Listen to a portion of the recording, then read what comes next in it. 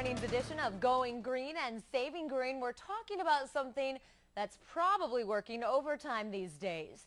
Your air conditioner. Coreen Savitski with A&B Heating and Cooling is in to help us save some money and save the environment, but still use our AC. Good morning, Jeremy. Thanks for joining us this morning. Thank you. Thank you. Let's start with the air conditioner. What things can we do to save some money with just simply maybe turning the knob? Yeah. Obviously, the first thing we'll start with is don't set your thermostat too low. It's hard for an air conditioner to maintain 70 or 72 degrees when it's 95 degrees outside. So maybe 76, 78 degrees are average temperatures for 76 to 78 degrees. Okay, sounds good. And tell me about a dehumidifier as well. How does that play into the picture? Dehumidifier, just like you spoke about this morning on the weather, the drier it is in your house, the more comfortable you can be at a higher setting. So if you can maintain about 50% relative humidity in your home, then it allows you to run that thermostat at a higher setting and be just as comfortable. And also with the air conditioning, change the filter, right? Change the filter. That's important. We see that all the time. Go out and have a dirty filter.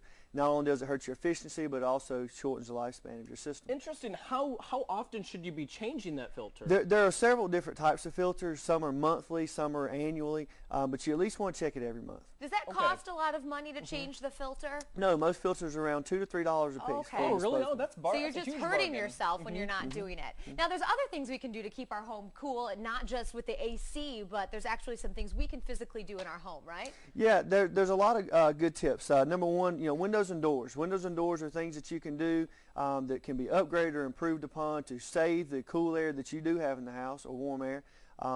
Insulating your attic, that's something that's affordable, that anyone can hire it done or can actually do it themselves, that can save you 30 to 40% on your utilities. Insulating your attic. Okay, because I always was under the assumption that when you turn on the heat, that would probably be the best time to insulate your attic, but also when you're using the AC. Also in the summer. Interesting. Yeah, right. Hot air works just like a blanket, and the warmer it is in the attic, eventually warmer it is in the house. So if we can keep the attic insulated and ventilated, it'll improve the temperature in the house. All right. And what about your roof? Isn't there some things you're supposed to do? Yeah, a lot. People recommend power roof ventilators, continuous ridge vent, soffit vent, anything to keep that attic cooler. So it might cost a little bit more up front to do these types of things, but in the long run, you're saving a whole bunch of money. Most of these items have a 2 to 3 year payback. All right. Something else we definitely want to talk about is the 2009 federal stimulus package. There's actually a tax credit for people who change out their old air conditioner, right? There is. The tax credit is for 30% of the total purchase, or up to $1,500 on certain systems that qualify.